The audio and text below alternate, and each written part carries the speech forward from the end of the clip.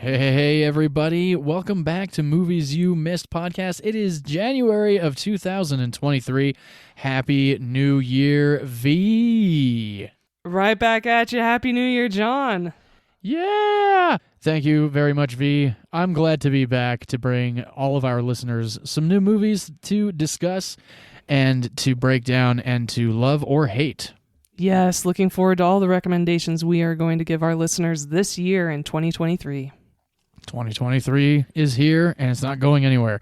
So we might as well get started. But first, I'm curious, V, have you seen anything new before we get into the picks of this week? I have, actually, and my nieces were visiting me. So one of the movies is a kid's movie. Oh. Yeah, we watched The Bad Guys. I'd actually read good reviews about it, but I found it pretty boring. I thought the pacing was really, really slow, and I would pause it because I got up to get a drink at some point, and I was like, shit, we're only 40 minutes into this. Oh, no.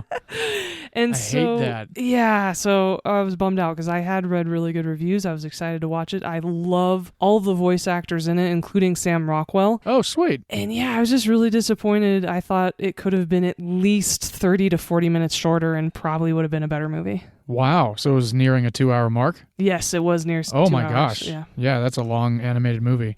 So yes, unfortunately that was a movie I did not enjoy, but the nice thing is I did introduce them to movies that I had seen before that I absolutely love, including The Greatest Showman. Oh, wonderful. Yes. And who introduced you to The Greatest Showman, I wonder? You. Hey! See what I did there? I did. That was a great song. Every song in that movie is fantastic. It is one of my favorite musicals now since you've introduced it to me. Excellent. It was a very enjoyable experience watching that flick with you just not too long ago. Yeah.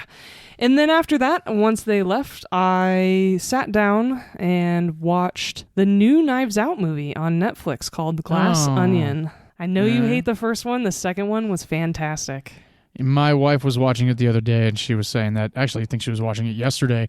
I had come into the room and saw that Janelle Monáe was on screen and was like, what are you watching? And she goes, oh, it's the new Knives Out movie. I said, oh, that's too bad. And she goes, it's nothing like the first one. No. It's actually pretty good. It's very fun, very good. It's better than the first one by far. Wow, interesting. Yeah. Didn't know he had it in him. I know, because we're not the biggest fans of Rian Johnson, but this movie was very good, and Netflix already has a third one on order, apparently. I heard that he got a contract to do like 2 or 3. Yeah, so at least 3. But as long as Daniel Craig was involved, then he could keep making them. So I guess that's, congratulations, but you just have to go through Netflix, and that's just a shame. Well, I definitely think that you should give Glass Onion a try. There are a ton of very famous people in it, and the storyline I thought was really good. I enjoyed how everything unfolded, and by the end of it, I was like, shit, that was really good. Okay, interesting. That's literally all I've heard about it. So yeah, it was very satisfying. That's good. But again, the thing is, that's all I heard about Knives Out too, and I watched that and was like, well, that was not good. So, we'll see. I'm sure there's going to be a night where I won't have anything to choose from out of the 500-plus collection of mine and the millions of streaming options. Exactly. And I'll just put on Glass Onion and see if I've been proven wrong or not. Awesome. Please do. Which is definitely possible. It has happened before. Mm-hmm. And I'm excited to hear about the movies you watched this week. Yes, I watched a few, actually, beginning at home. So the first movie that, to start off, the 3 that I watched was Fred Astaire, Ginger Rogers flick called Shall We Dance? It's in black and white. I think it's from like 1938. They're both performers, and they come into each other's lives under certain circumstances, and it's very entertaining. The dance sequences are great, and there's a couple of song sequences in this movie where it's like, oh, I didn't know that this song was in this movie. So that was pretty cool. And then I decided to go to the movie theaters today. I went to the Cinemark, went to begin my day with the new Steven Spielberg movie, The Fabelmans, starring Paul Dano and Michelle Williams. And very strangely enough, Seth Rogen was also in the movie. And it was a good movie. I very much enjoyed it, but there were some moments and stuff that kind of went down in the movie that really kind of threw me off, and definitely not what I was expecting. The trailer made it out to be a little bit different than what the movie is actually kind of really about. So that kind of threw me, but I know it's loosely based on Steven Spielberg's life, so I was very interested nonetheless to see it.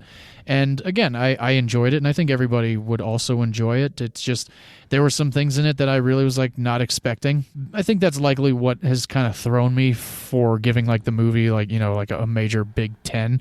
And again, not that the movie was not enjoyable at all. It was 2.5 hours. It didn't feel like it. It moved right along. The story was fascinating enough, and I guess it just wasn't what I was expecting. And I've been hearing from a lot of people that they either really love it or they're just kind of like, it was fine. And I think I'm on the it was fine spectrum. Okay. And it's kind of feels weird to feel that way about a movie that's about loving movies. Right. But that's my first initial impression of it anyway. Yeah, it was fine. I'd give it like a B-. Okay. And then after that, I had about 12 minutes to make the first afternoon showing of the new Darren Aronofsky directed, Brendan Fraser performance led The Whale. And that one was pretty intense. And in a strange way, it's interesting to me that Darren Aronofsky has been doing the way that he's done his movies, because we have Pi, then we have Requiem for a Dream, then we have The Fountain, then we have The Wrestler, then we have Noah, then we have Black Swan, then we have Mother, now we have this. So it's like almost every other movie is a very intense character study on just one person. And there's nothing at all wrong with that. Not that I was expecting more from The Whale. I think the claustrophobia of the movie was definitely one of the reasons why a lot of people are going so nuts about it. It's because you really do feel like you're stuck in this apartment with this guy. And for those that don't know what The Whale is about, Brendan Fraser plays an English instructor who teaches online through an online college, and he is very morbidly obese and has not left his apartment in a very long time. And he's not doing so well, so he's trying to reconnect with his daughter. And his daughter shows up, and that's when it starts to get, again, more family drama, kind of going back to the Fablemans. It's definitely a very heavy drama. It's R-rated, and I definitely cried and did not anticipate crying, but Darren Aronofsky always seems to get me to cry. It's pretty crazy. And Brendan Fraser definitely will be getting an Oscar nomination. I don't know if he'll be winning one, but he will most definitely be getting an Oscar nomination for The Whale. So glad to hear that. I am so glad he's back in the spotlight. Deservedly so. Oh, absolutely. So it sounds like those are the new movies we saw. I definitely see a lot of award accolades coming for both of these films. I didn't really talk about the cast in The Fablemans, but I will say that I am a Michelle Williams fan, and I thought she was great. I thought Seth Rogen was completely miscast. I don't really know why he was even in the movie, but that's just my opinion. I don't have a problem with Seth Rogen, really. I watched majority of his movies. I just didn't think that he really belonged in this movie. And, that's just my opinion. I think that's totally fair, and that's why we're here. That's why we're here. And again, if you ever listen to this, Mr. Rogen, I've been on set with you before, but we never did meet. And that's okay. Nice. For those of you that are brand new to Movies You Missed podcast here in 2023, we are a movie recommendation podcast. Vee and I have 25 years collectively. We've even worked together on several different films and music videos, which has always been a blast. We also discuss films that have flown under the radar and movies that we feel need to be revisited. So welcome to Movies You Missed podcast, and we hope you are here to stay. Yes, and the thing that makes our podcast special is that there are no spoilers. No spoilers whatsoever. And we wanted to kick off 2023 with just a straight up uppercut, punch to the gut, high adrenaline. Hell yes. Ass kicking every fest adjective of an episode. Every noun and adjective you can think of for badassery. Yes, and so because we started off 2023 with a bang, I chose the Logan Marshall Green-led 2018 Blumhouse-produced film Upgrade. Nice. Talk about a badass flick. Hell yes. This was my second time watching Upgrade. Awesome. Okay. Well, I hope you liked it the second time around. Oh, I liked it the first time around and the second time around because I barely remembered it the second time around. So it was like watching it the first time around. Perfect. Love when that happens. Yes. Upgrade is a movie set in 2046, and it follows a married couple. The wife, named Asha, is a high-tech businesswoman. She drives an auto-drive car that is a car of the future. Pretty cool. They live in a smart house, and her husband is kind of reminded me of Will Smith's character in iRobot. A little anti-technology. Yeah, definitely. He works on octane cars that are original gas-powered cars for people. He's a mechanic. You know, he makes fun of the computers that they have around the house. But you can tell very early on there's some exposition that shows that they're a happy couple who do well. They live in a nice area. And he goes to deliver one of these cars that he works on to a CEO of a big tech company. He delivers the car, and then they take the self-driving car of hers home. The problem is that on the way home, the car has some technology issues. It's got some bugs, which is the classic problem with auto-drive cars, which is why I'm not interested in self-driving cars yet at all. Definitely not. No, I don't think I want one. And unfortunately, this car exits the freeway, and they keep saying, hey, drive us home, get back on the freeway, and it keeps saying, error, error. And unfortunately, it takes them to a very bad part of town. And it then swerves off the road, gets in an accident, and after a few minutes, a gang comes upon them. They take them out of the car. It seems like a robbery, and they take all their stuff. But unfortunately, the gang decides to kill them both. Mm-hmm. Asha dies at the scene, and Logan Marshall Green's character, named Gray, gets shot in the back. And he wakes up in the hospital, and it turns out he is now quadriplegic. Of course, he's very depressed. This is definitely follows a bit of a formula of a revenge flick, but I absolutely love revenge flicks. Yes. So that's okay with me. Oh, hell yeah. I love revenge flicks when they're good. And you know, how is a revenge flick not good? Right? It's one of those, I think it's one of those genres that is like, they're pretty much always going to be badass because you always want that revenge as an audience member too. Yeah, for the most part, they're going to be at least satisfying, if nothing else, right? Like, they're not going to be Oscar contenders, but at least you'll have a lot of fun watching it. Oh, definitely. Lucky Number 11, case in point. Oh, yeah, but that's also a fantastic movie. Indeed. And so now that Gray is a quadriplegic, the man that he had sold this car to at the beginning of the movie, named Aaron, comes to him and says, look, my company specifically works with technology for the human body. I have this new chip that isn't getting tested yet, but if you can sign like an NDA, I'll give this to you because I can tell, you don't want to live anymore. He's very, very depressed. And so Gray says, yeah, what the hell? Like, I've got nothing to lose. And so he gets this experimental chip named STEM implanted at the base of his skull. It allows him the use of his limbs again. It allows him to be a normal human being again. So, of course, what he goes off and does is seeks the guys who killed his wife. 100% what I would do too. Exactly. And the nice thing about this movie, and the reason I like it, is first of all, I do like the technology of the future that they incorporate into it. Some of this is new, some of this is very creative and original, and I was really satisfied with that. I really liked the dialogue between Logan Marshall Green's character and STEM of the chip in his head starts to talk to him. So awesome. It's just so fun the first time it happens. He's like, am I going insane? Yeah. Are you fucking kidding me? May I point something out? Hello? Yes? Okay, who's saying that? I am STEM, the system operating your body for you. Don't be afraid. You fucking kidding me? No. I've gone insane. I'm fucking insane. Your psychological report diagnosed you with mild PTSD symptoms, but you are not insane. Wait, so, okay, you've been sitting there this whole time since the operation? I have been observing everything you've observed. Do you have to talk? If you don't want me to, I will not. Okay, yeah, don't talk. So I'm not insane? You can talk again. No, you are not insane. And the way they filmed it is very, very fun, which I'll get into in a little bit. And the other thing is that you think you know what's going on, but it turns out you kind of don't. And it has a very satisfying last third of the movie that you really didn't see coming. And I really enjoyed that about this movie in particular. I completely agree. I think Logan Marshall Green is a fantastic actor as well, which also helped propel this movie into being very good. What is he...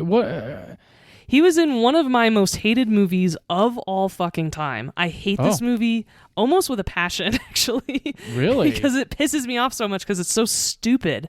Do tell. He's in Prometheus.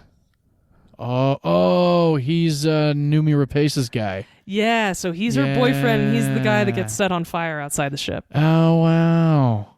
Interesting. Every time I see the cover for Upgrade, I'm like, oh yeah, Tom Hardy's in that. It's funny you say that because a lot of the dialogue between Gray and Stem reminds me a lot of Venom. Ah. Venom came out the same year, 2018. Oh, no kidding. Really? And Tom Hardy and Logan Marshall Green are often mistaken for each other. Well, yeah. Have you seen him? Yeah, exactly. Literally, especially with a beard on their face. It's literally like, it's almost as if this guy, what's his name, Logan Marshall Green? Mm-hmm. He could have been Tom Hardy's double in Legend, Like, why did Tom Hardy have to play both Cray brothers? They could have brought this guy in. Yeah, he legit looks like his little brother. Totally. Yeah. But, nothing against Legend. It was a great fucking movie. Oh, yeah, and I think what we should totally do is post side-by-side photos of the two of them on our social media pages so our audience can tell us whether or not they can tell That's a us great who. fucking idea. Okay, we're going to... Yeah, and if you can get it right, you win a sticker. Yeah, Hey. that's what we're going to do this week. I like it. And so the parts that I think make him a really good actor in this movie, first of all, he has good chemistry with the woman who plays his wife, and then when he gets in the accident, he shows a lot of anguish, and he does a great job acting like a quadriplegic. The amount of raw emotion he has when he's trying to deal with the fact that he now doesn't have use of his limbs is really incredible. But then when Stem is implanted and now a chip is controlling a lot of his body movements, you can tell that part of the movie, he walks a little bit rigid. He moves like, oh yeah, you can kind of tell that a computer chip is controlling him, and right. It's subtle. It's not over the top, but I thought that's what showed me that this guy's actually a really good actor. Absolutely, yeah. The roboticness of how he moved when Stem was kicked into gear was pretty badass. Yeah, and the other movie that you might recognize him from, other than Prometheus, is he's also in Spider-Man: Homecoming. He is one of Michael Keaton's guys. Really? Mm-hmm. So because this is a Blumhouse-produced picture, it only had a $5 million budget, so there's not a huge stars in this movie. Right. But they are very good actors. I would love to see some of these characters, especially the cop, in more movies. Oh, definitely. She was cool. I did like her quite a bit. But Harrison Gilbertson played Aaron Keane, the CEO, in this movie. And I recognized him from that terrible movie, Need for Speed. Oh, I never saw that one. Oh, it's bad. That's Aaron Paul, right? With Aaron Paul, yeah. Yeah, no, never did get to that one. It was filmed in all the roads around my hometown. Which one was? Need for Speed. Oh, gotcha. Really? Yeah, and so a lot of the places they race in that movie are very familiar to me, and as a teenager I used to drive way too fast on those roads, so I certainly recognized all the scenery around in that movie. But yeah, so Harrison Gilbertson plays Little Pete, who is Aaron Paul's friend, who dies like in the very beginning of the movie, which is the whole reason for the whole movie. It drives the plot forward. So yeah, so drives the plot forward. Exactly. Yes. Yeah, so that's the only place I recognize him from. So. But otherwise, a lot of these actors you wouldn't necessarily recognize.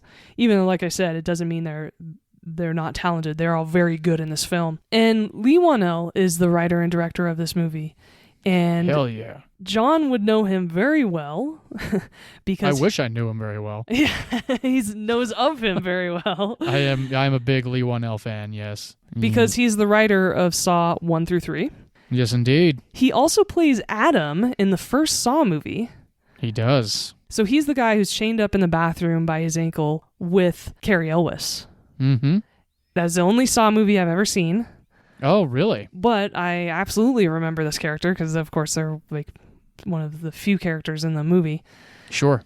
And yeah, he did a great job. And so that's cool to know that he's behind the camera. He also wrote all of the Insidious movies. Hell yeah, he did. Which I hear are fantastic horror movies.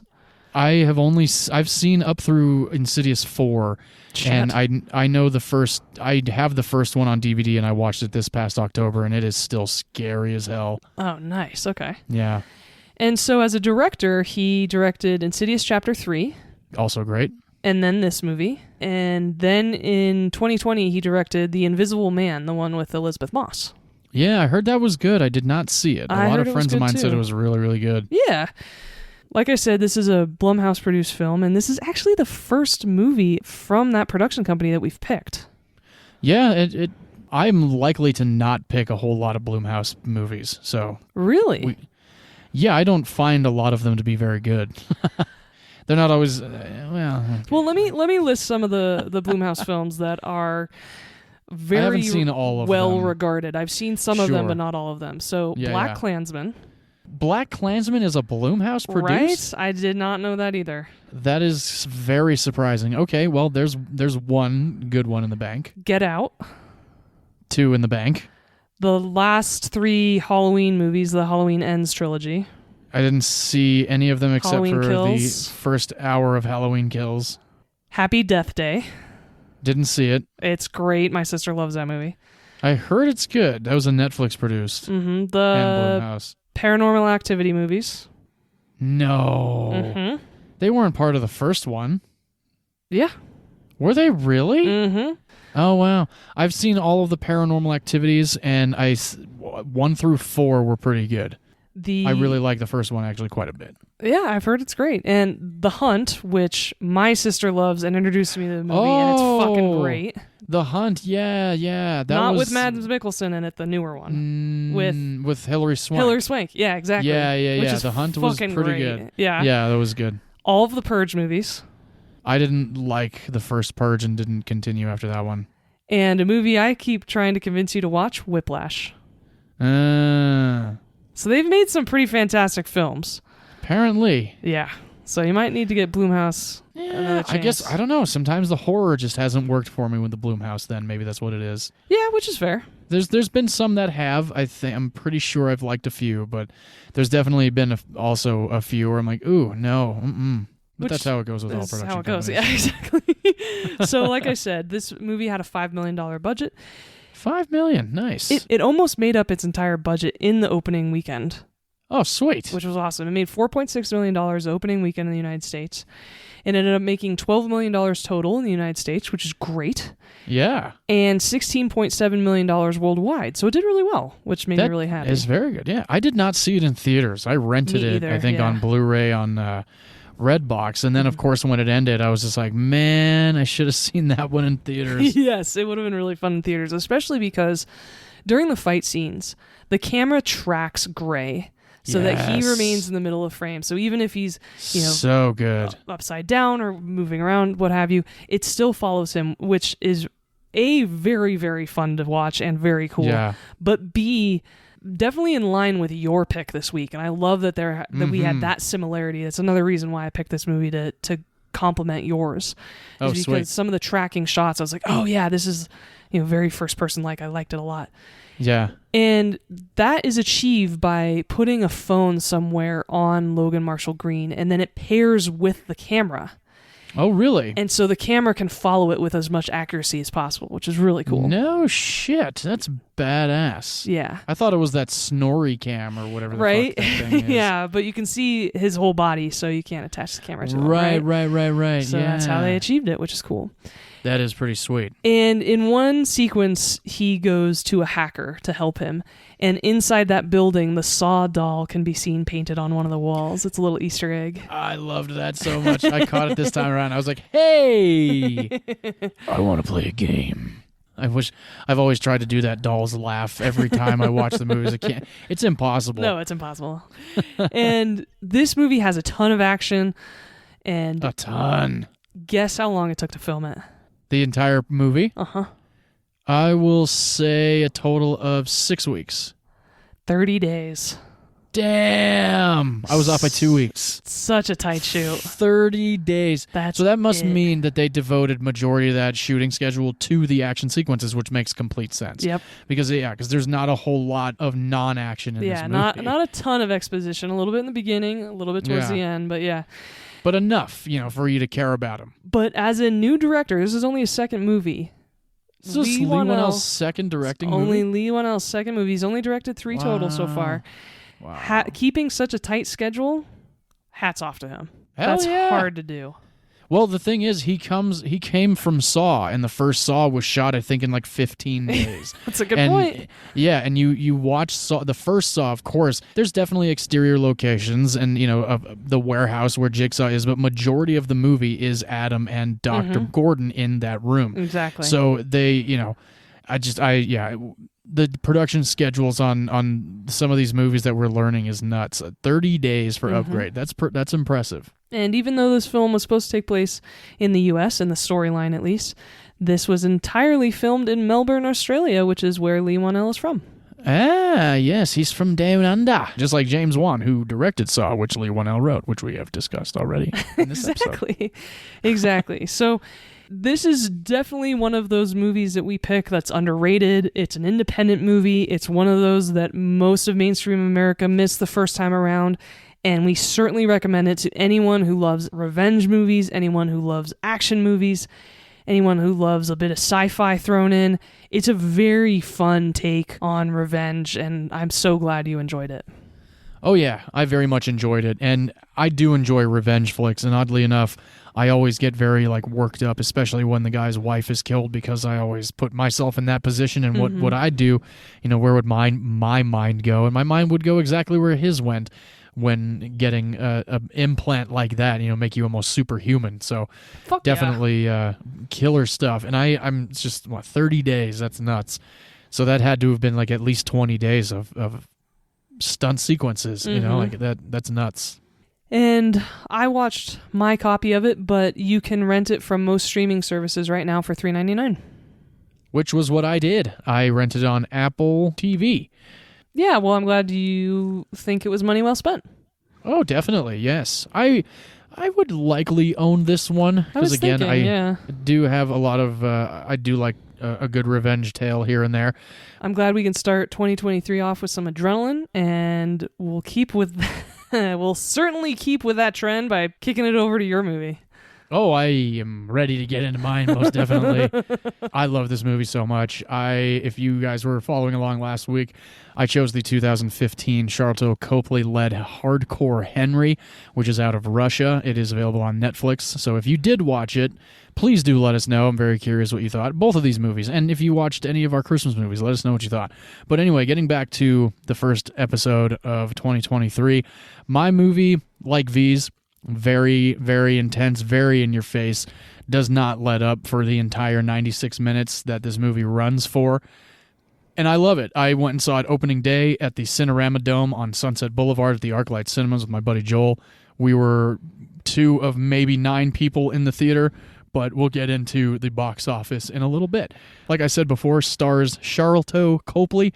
Pretty sure I'm pronouncing his name correctly. For those of you that don't know who he is an actor from Johannesburg, South Africa. He was Vickers Vandermeer in District 9. He was Murdoch in The A-Team. He was the voice of Chappie. He is in Maleficent. He actually plays the king in he's the such first Maleficent. Dick in that movie. Oh, yeah, completely. Awful. Just terrible. And he's been around for a couple of years now, and rightfully so. He's very, very enjoyable to watch. This movie also stars Haley Bennett, who plays Estelle, who plays Henry's wife. We'll get into her in just a few minutes. And this movie is written by 2 different people. One writer is Ilya Nairschiller, and then the other one is Will Stewart. Ilya Nairschiller, I hope I'm pronouncing that correctly. If I'm not, please do forgive me, sir. But writer-director, feature directorial debut.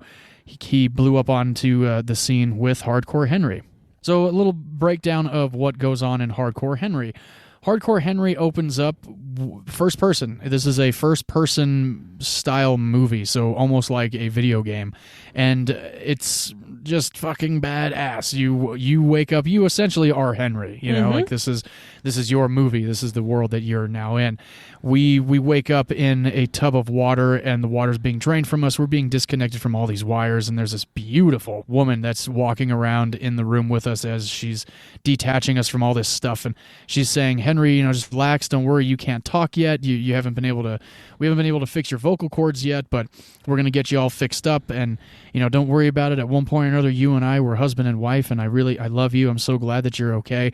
And at one point, she's screwing on one of his legs, so he's missing a leg, and then one of his arms is getting welded onto him.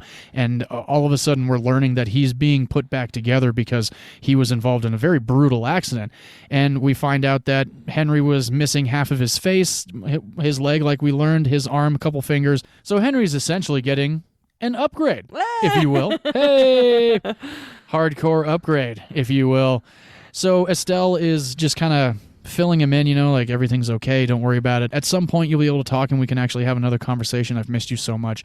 And she takes him into this other room. We meet these two other scientists, and they're going through a little bit more about what Henry's been through. They're now trying to get him to pick his voice because he hasn't been able to speak yet, and this guy's having a little bit of fun with it, you know, like giving him the Elvis voice and a couple of different like cartoon voices and whatnot. And then in the middle of all of this, there is a security breach, and this warlord named Akan comes in, and he's got this telekinetic abilities, and we start learning from Akan that Henry is part of this experiment of super soldiers, and that Estelle has somehow been involved with this, you know, trying to bring him back to life for Akan so that he can take these super soldiers out into the world and pretty much take over the world. You know, like what's the Pinky in the Brain? Same thing we do every night, Pinky. Try to take over the world. We have Akan, the telekinetic warlord, telling Henry that he is now going to be under Akan's power, and Akan is explaining to Henry exactly what he plans to do with him now that he is this super soldier. And Henry and Estelle manage to escape during this monologue from Akan. And at one point or another, we end up losing Estelle in this escape. And then we are introduced to Sharlto Copley's character, Jimmy, who is there to keep Henry from getting killed by these mercenaries that Akan has out in the middle of the city trying to hunt Henry down. And now Henry is partnered up with Jimmy to go and rescue Estelle from Akan. So, you know, it becomes damsel in distress, but it is all done first-person shooter style, like any kind of, you know, first-person shooter video game, but it is done practically. And it is done very seamlessly, and it is done so fucking intensely. There's literally, I think, maybe a grand total of 3 minutes of this movie where you might be able to catch your breath. Yes, it is very intense. For anyone who has any sort of motion sickness issues, don't watch this movie. Absolutely, yeah. It is a completely jarring experience of a movie. You really have to have, I guess, a decent equilibrium to really kind of make sure that you can get through this movie.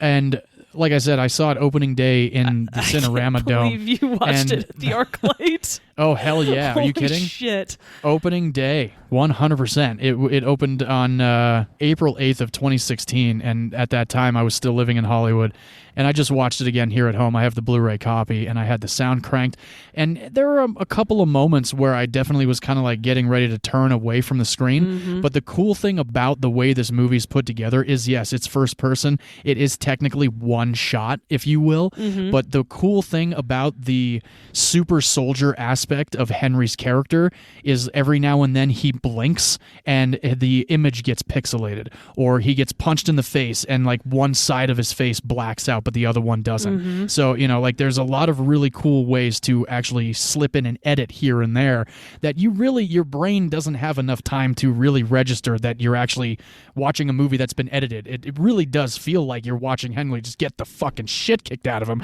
for a 90-minute period, but then again also blowing the fucking shit out of all these mercenaries at the same fucking time. This movie has a body count of 211. 211. What I wrote after watching this movie was, if Quentin Tarantino directed a first-person shooter video game, this would be it. Oh, hell yeah, absolutely. Definitely. And the one thing about Ilya Naishuller, the director, was he is in a band called Broken Elbows, and he's always directed the music videos in this fashion. So he's always, I don't want to say he's the godfather of POV movies, because there's definitely, shots like that have been done in movies before, but whereas we're being given a 90-minute run around of Russia, and we're trying to escape all of these mercenaries that have weapons after weapons after weapons, and it's just like any other video game. You kill the bad guy, you pick up their weapon, and you keep running. That was awesome. So that was that. one of the best parts of this movie. And in the movie, Henry uses 19 different weapons throughout the entire movie to blast his way through all of these bad guys, if you will. So all of these satisfying. 211. Oh, it's so fucking awesome. The sequence when he and Jimmy are in the broken down apartment building, they're going level to level to level, and they're just like throwing grenades, and they just keep jumping from. And there's so much awesome parkour. You remember when parkour was a big thing? Oh yeah, you'd watch all these guys like run around buildings and like hang themselves from crazy heights and stuff like that.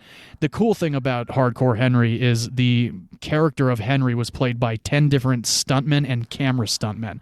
So there was wondering. there was no real quote unquote actor that was playing Henry. So we never see Henry's face. Right.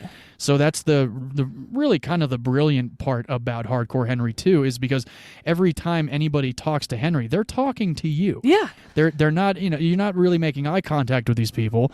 Cool thing about the way this movie was shot was the cameras were mounted on specially made masks called adventure masks by this guy named Sergei Valiovi. I believe that's how you say his name. And he incorporated magnets for stabilization as well. And he and the DP, Zevolod Kapatur, were the two that kind of came up with these masks.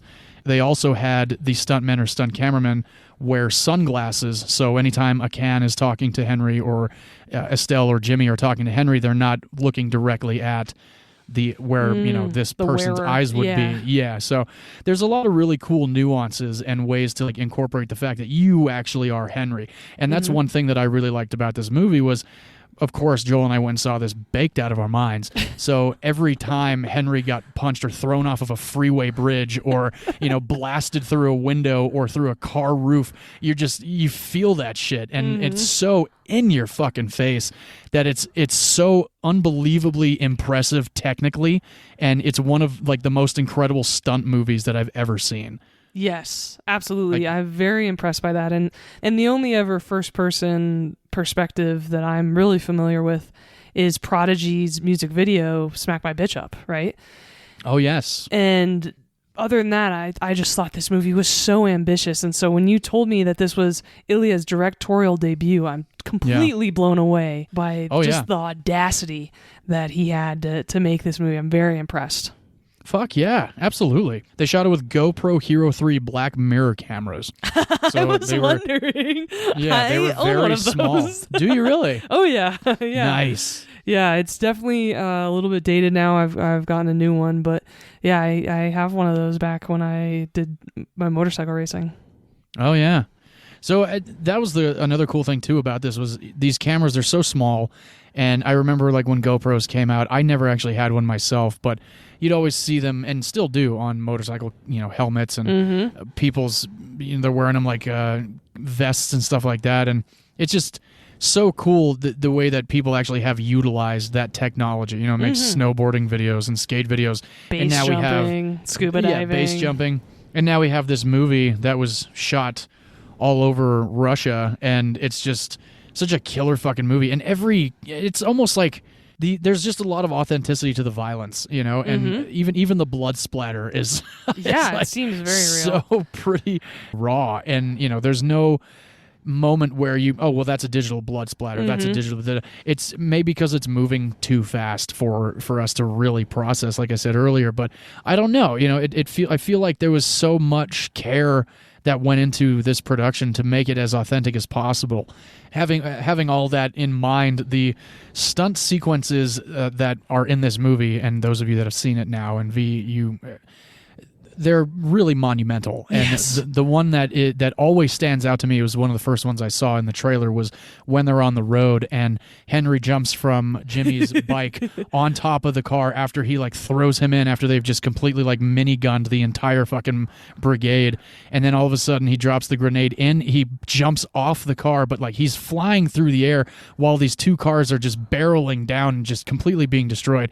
And then he lands on top of another fucking vehicle, blows 3 guys away in the face, and then manages to get away free. And then he and Jimmy like sail off into the sunset. It's just like, and Jimmy Shartle Copley, so fucking funny in this movie. Oh my God, I loved every single moment of him in this movie. I absolutely so awesome. Love Shartle Copley. I think he needs more love. He is great in everything he does. I loved him in District 9. That movie is phenomenal for anybody who hasn't seen it yet. I love the A-Team. It's one of my guilty pleasure movies, and he's never saw that fucking hysterical in it. How have you not seen that movie? It's so fun. I never did see it, but I did want to because he was in it, and Liam Neeson. Okay, that is going to be on the list for like guilty pleasure movies for our episodes. Guilty pleasure action movie. That should be it for me. It's Sounds so good, ridiculous and fun. But he is so great in this movie. He brings so much levity, and then learning about the complexity of his character as the movie goes along, you're like, holy shit, this is so cool. Oh yeah, he definitely levels this movie up for me. Completely, yeah. And you can tell he had so much fun too. You can tell like and we've mentioned this before with certain movies, like you can tell that that you can feel they had a great time. Blast of fun that's going on in this movie, and that's exactly how Hardcore Henry has always felt for me. And it's definitely not a movie that you sit there and you're gonna pick apart because like, well, that's not gonna happen. This movie is absolutely out of control, off the chain. Yes. And it is supposed to be that way. Originally the tone was actually on the far more serious side, but Ilya Naishuller did not want to go too serious with this 90-minute POV presentation of a movie, so he changed the tone on a little bit more of the humorous side when Jimmy comes in. But at the same time, as heavy as certain things get while Jimmy's on screen, he's still really fucking funny. And majority of and even Akane, like he says some funny shit too. But if I took this moment freaky. and put it in a cup of tea, I wouldn't need sugar. He's such a dick. He really is. I like him though. Like I like his eyes, he's so his like creepy fucking eyes. Yeah. His blonde, his like white long hair, and his stance of just like he's got that like leopard prowl, you know, like his character is just like he's ready to strike at any moment. And when we first meet Akane, he is a brutal fuck, like right from the beginning. Oh, every time I watch this movie, I just you feel you're clenching because you know he's gonna do something fucked, and then he does, and you're just like, I knew it was coming, and I don't know why I'm surprised, but it's still surprising because it happened so fucking fast. So I really liked him, and he was played by an actor that I've only ever seen in this movie, and that actor's name is Danila Kosoviski. And I've never heard of him until having seen this movie. So, and I guess I hadn't heard of anybody except for Sharlto Copley and Tim Roth, who makes a small cameo in this film. Which is very great. small cameo, yeah. And you're right. I like that they made this movie a little less serious. I think the part with the horse was just hysterical. Oh, yes. I laughed so hard. I was going to bring that up. Did you catch the Magnificent Seven reference? Yes, I did. Dun, dun, dun, dun, dun, dun, dun. It was great. So good. Made me very happy. And then they also threw in the Wilhelm scream towards the end of this movie, which made me so happy. Literally the one part of the movie that watching it this time around, I was like, shit. It kind of took me out for a second because it happened in a brutal moment of the movie. Yes. And then right when it's like, ah, I was like, ah. I wrote it down. I think it was like Willem scream at like 1 hour, 8 minutes or something like that. Yeah. And for any of our new listeners, that is kind of an Easter egg of our podcast. We talk about the Wilhelm scream whenever we can.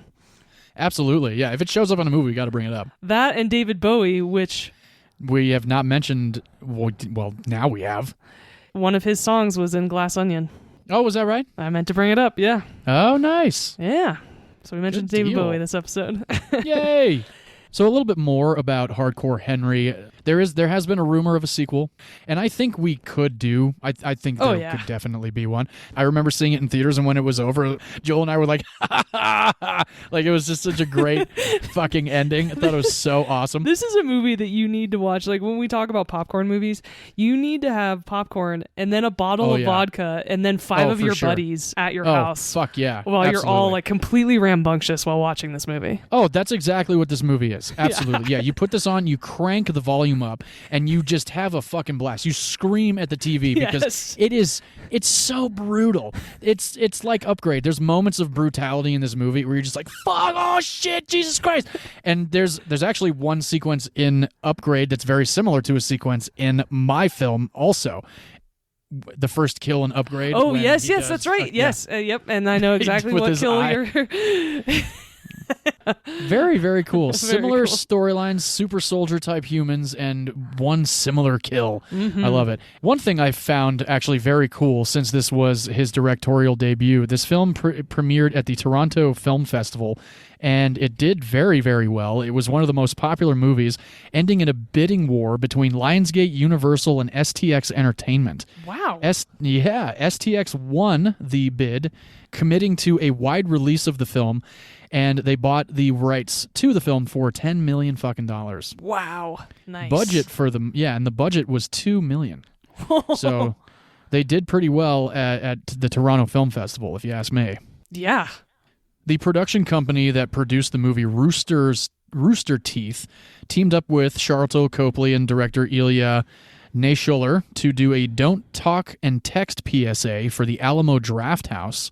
And if anybody knows what the Alamo Drafthouse is, it is a restaurant / movie theater, and they just bar that is fucking awesome. It's supposed to be love awesome. the Alamo Drafthouse. I am lucky so I've never sad been. I haven't been to one in a while. Yeah, they're a really good time. You would love them.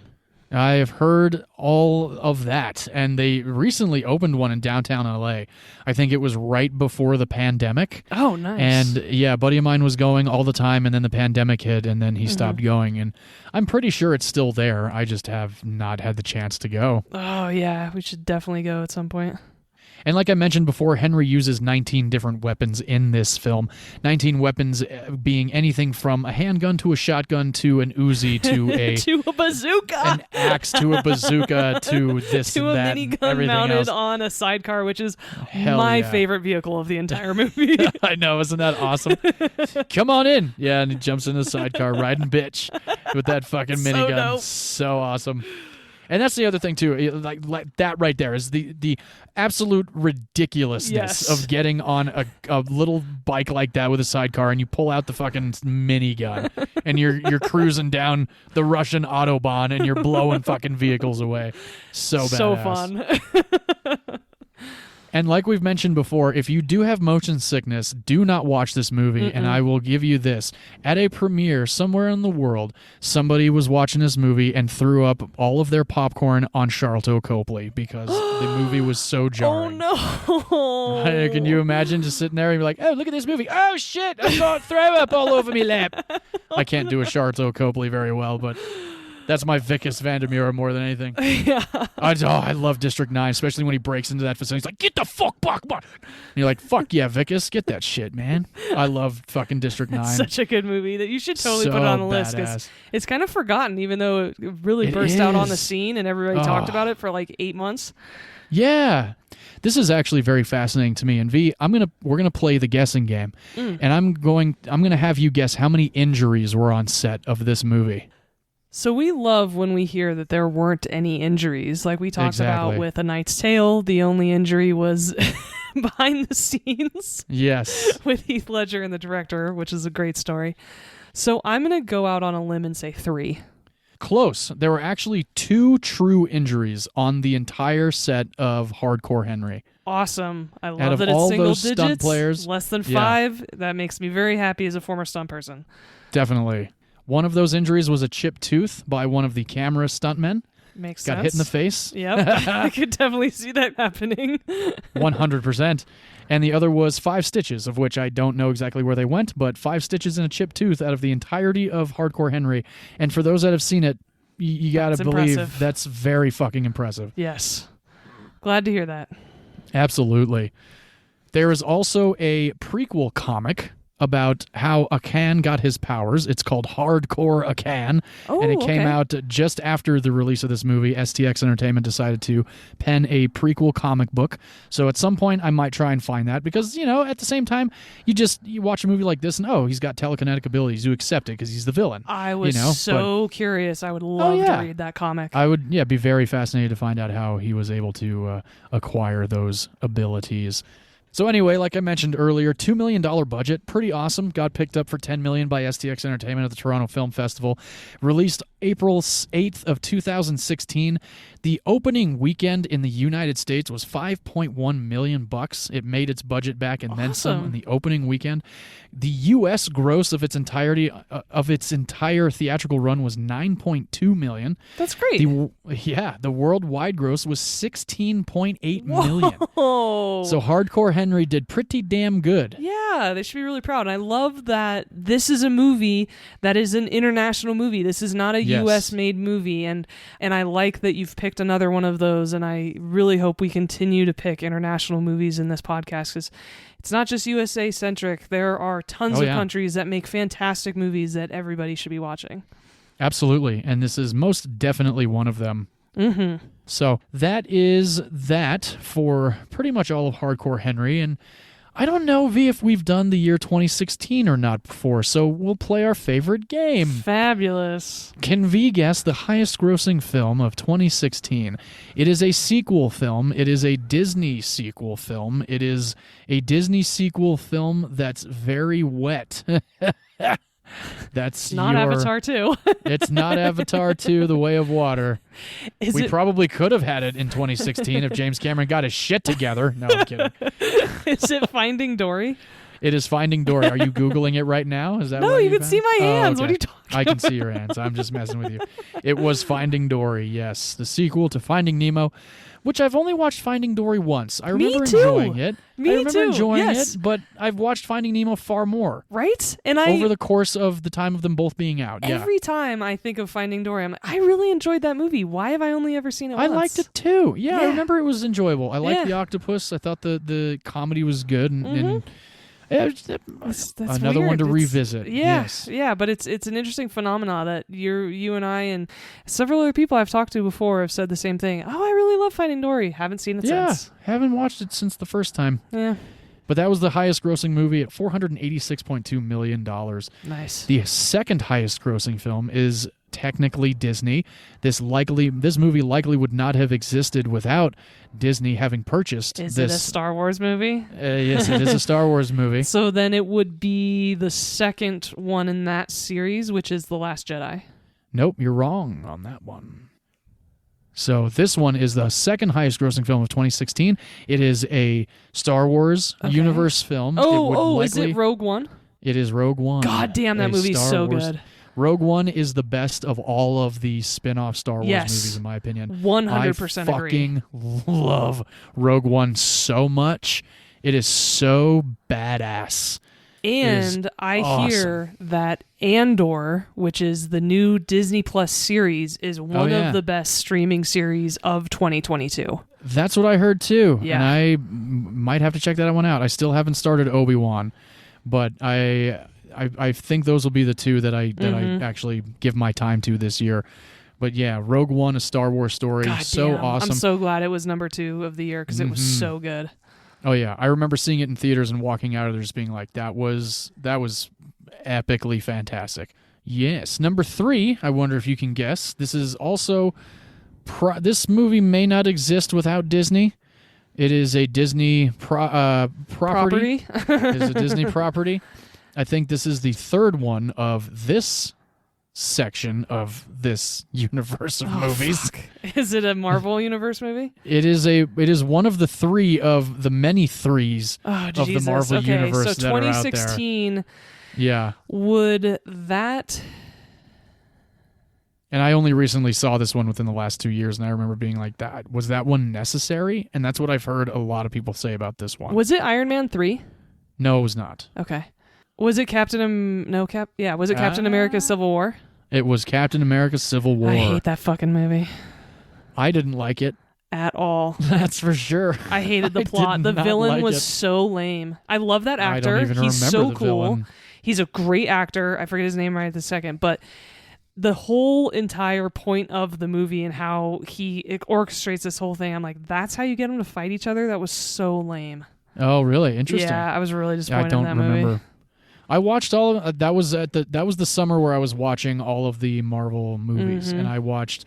But I remember liking Winter Soldier. That one was good. That's a great movie. But I did not like Civil War. No, me either. I also didn't like Iron Man 3, No, which I is don't- disappointing because he's yeah. my favorite character in MCU. Oh wow. Yeah. Well, I'm not gonna like them. I love billionaires who don't actually have superpowers but use their money for good, which is why I Right, love right. Batman. There you go. Yes. Well, those were the top 3 highest-grossing films of 2016. Number 5, The Jungle Book, the remake, quote-unquote, live action. There is live action in it, but it's not fully live action. Number 6, highest-grossing film of 2016, Vee, one of your most favorite films, Deadpool. Yes. Number 7 was Zootopia, which every time I watch Zootopia and it ends, I'm like, I guess I like it. I mean, it's okay. It's not great. Well, first of all, I disagree with that wholeheartedly. I think Zootopia is great, but Oh, that is really? actually the movie that the bad guys is like a. If you ordered Zootopia from Wish, you would get the bad guys. That's funny. Number 8 was Dawn of Justice, Batman vs. Superman, which is one of your favorite movies of all time. God, I hate that movie too. Number 11, another MCU, Doc Strange, the first one. The first one's good. Yeah. The first one's great. First one was pretty good. Mm-hmm. Number 13 was the absolutely beautifully animated and beautifully sang Moana. Moana is just a beautiful movie all around. We are big fans of Lin-Manuel Miranda on this show. Yes, indeed we are. Number 14 was the Leo DiCap Alejandro Iñárritu Revenant with Tom Hardy as well. Pretty good movie. I will only ever watch it once. Oh, yeah. I've watched it, I think, 3 times. I might God. do it 1 or 2 more times, but it's not one that I can watch all the time. It's a great movie. It's just very hard to watch. It is, yeah. It's an intense watch for sure. Mm-hmm. Number 27 was Independence Day Resurgence, which was the sequel to one of my most favorite films, Independence Day. Mm-hmm. And I hate it far less than I hate Jurassic World. So So it's not got Well, that going for it. it's got that going for it, most definitely. Number 31 was the Denis Villeneuve Arrival with Amy Adams, Jeremy Renner, and Forrest Whitaker. That movie is absolutely incredible. Yes, Amy it is. Adams deserves an Oscar already for all of the work Yeah. she's done, including that. And we also want to wish a speedy recovery to Jeremy Renner, who just got in a Yes. pretty bad snowplowing accident at his home in the Reno Lake Tahoe area. And so hope he is on the mend and gets better quickly. Absolutely, yes. Let's hope so. Very fast recoveries to you, Mr. Renner. Number 40, highest grossing film, was a remake that I enjoyed. I didn't love it. I knew I likely wasn't going to because the original is just so classic to me, but it's the remake of the 1977 film Pete's Dragon. Number 48, V, your favorite war movie, Hacksaw Ridge. Hell yeah. Number 89, one of my favorite forgotten Coen Brothers movies starring George Clooney, Hail Caesar. An absolutely hysterical movie about the entertainment industry. V, if you have not seen it, watch it. It's fucking hysterical. Okay. Yes. Number 98 was The Forest, which is a horror movie that I thought was pretty good. Number 100 was the Denzel Washington directed and led, along with Viola Davis, Fences, which I thought was fantastic. Completely brought me to my knees when I watched it. I mean, like, bawled my eyes out when I watched Fences. Did one of them win an Oscar for it? I know they were both nominated. Viola Davis did. She did. Yeah. Okay, that's right. Yep. I watched it the day of that Oscars, and I cried my eyes out so much that I gave her a standing ovation when her monologue was over. And I posted on my Facebook page that Viola Davis is going to win the Oscar tonight, and then she did. And, not because of me, but I like to think I had something to do with it. Put the power of positive thinking into the universe. Hey, I was only 3 miles away from the Kodak Theater at the Yeah, time. exactly. And number 149 of 2016, scratching the top 150, Hardcore Henry with $9.2 million in the United States box office. Yay! Yay! So that is Hardcore Henry, everybody. It is streaming currently now on Netflix. I watched my Blu-ray copy. I watch this movie maybe once or twice a year when I feel like getting, just completely adrenaline fueled. And it really does start off with a badass bang, and literally until the credits roll, you're just like, what's going to happen next? And it's just it's just so much fucking fun. That's awesome. I am so glad that you introduced me to this movie because I had heard of it. I had seen the trailer. I thought it was such an interesting way to film a movie, and so I'm glad you finally got me to sit down and watch it. I am very glad as well, and I'm glad you enjoyed it. Sophie, would you watch Upgrade with your grandmother? No. No, you don't think so? No, Grandma wouldn't enjoy Upgrade? God, no. That is way too dark. Way too violent. I would not watch this with my mother. I wouldn't watch it with one of my sisters. No? One of my sisters does not like violent movies. Oh. However, now that it's back on the top of my mind, I will absolutely recommend it to my father. Oh, yeah. And, John, would you watch Hardcore Henry with your grandma? I don't think so. It might give her a seizure. Yeah, I think it probably would. Well, that kicks off 2023 for Movies You Miss podcast. I am so looking forward to this year with you. Hell yes. What a way to start it off. Right? Exactly. God. Yeah, we definitely started with a bang for sure. And thank you so much, everyone, for joining us. Please keep an eye out for a couple of special episodes we have upcoming. First is going to be our Year in Review 2022, where we discuss our favorite films of the year and also a couple movies you should probably avoid. Oh, definitely. And I can tell you which ones to avoid right now, but we can do that later. And then also in February, when the Oscars come up, we will be doing a special episode called Movies You Should Miss. Yes. Of all the Oscar nominations that are not worth watching. Exactly. And for those that may not know, January 10th, next Monday, the Golden Globes will be on, and we will have opinions about that as well. We might even do some live tweeting. Hey, that is a wonderful idea. I am off Mondays and definitely plan on watching it. Nice. There you go. But before then, do you want to tell the audience what next week has in store for us? That's right. I was so hopped up and excited about today's that I forgot that we were continuing on after today. I am going to go down a rabbit hole of awful because this is... Camp. Hold on. Not awful. It's camp because there have been awful movies of this character. Yeah, that's This is not one of them. And it's your favorite. It's okay. Okay, cool. A rabbit hole of camp. There we go. I have chosen the 1995 Joel Schumacher directed, Val Kilmer, Tommy Lee Jones, Jim Carrey, Nicole Kidman starring Batman fucking Forever. BFF, bitches. Here we go. Oh my God. I love Batman Forever so much. And it really is because of Tommy Lee Jones and Jim Carrey.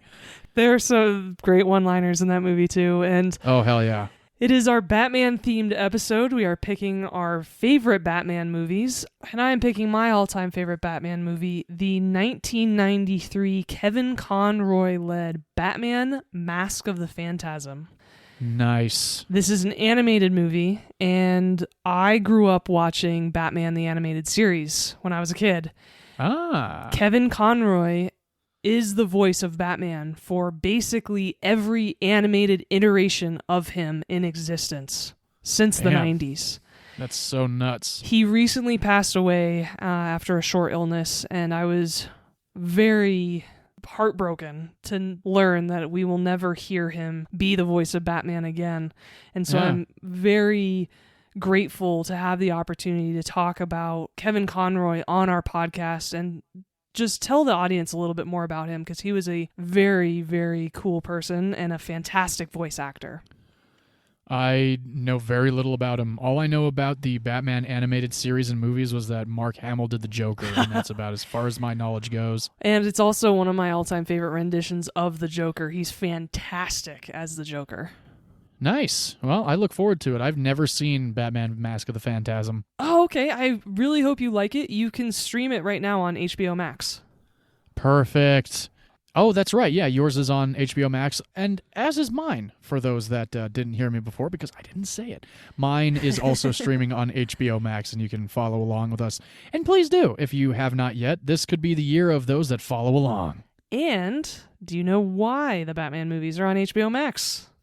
Why is that? Because HBO and Warner Brothers got together last year, which That's right. so far seems to have been an absolutely terrible turn of events. Oh, really? Why is that? They've canceled a ton of movies. Things that are Oh. already in post. They've now brought a new head of DC on, James Gunn, who's That's completely right. shaken things up, which I'm not completely against, but I know a lot of people are really upset about. It's just there's a new head of Warner Brothers who seems to be kind of like a Bob Chapek, who's like just a penny pincher and pissing a whole lot of people off doing it. Interesting. So we'll see how it goes. Yeah, I guess we will. But that's why Batman movies are on HBO Max right now. Gotcha. Well, cool. Mm-hmm. I am looking forward to watching it. I'm really looking forward to rewatching Batman Forever. I haven't seen it in a minute. Sweet. Let's see if it holds up, John. Yeah, we will definitely see, won't we? There could be a self-veto coming. Who knows? Yes. We'll let you all know. Indeed, we will. And with that, as always, we'd like to say thank you for joining us. Please do rate, review, subscribe, and continue to hang out with us as we discuss these movies. We're very much looking forward to seeing what 2023 has to offer all of us. Absolutely. Perfect. All right. Well, as always, we like to shut down with film is a form of art, and in art, all opinions are valid, except if you think there are ever any truly bad movie years. Ah, interesting. There might be years where there are more quote-unquote good movies than others, but there has never been a year that is just a bad movie year. There is always something in there that's a gem, that is fantastic, that is somehow well done, either in the storytelling or cinematography or a score. There has never been a bad movie year.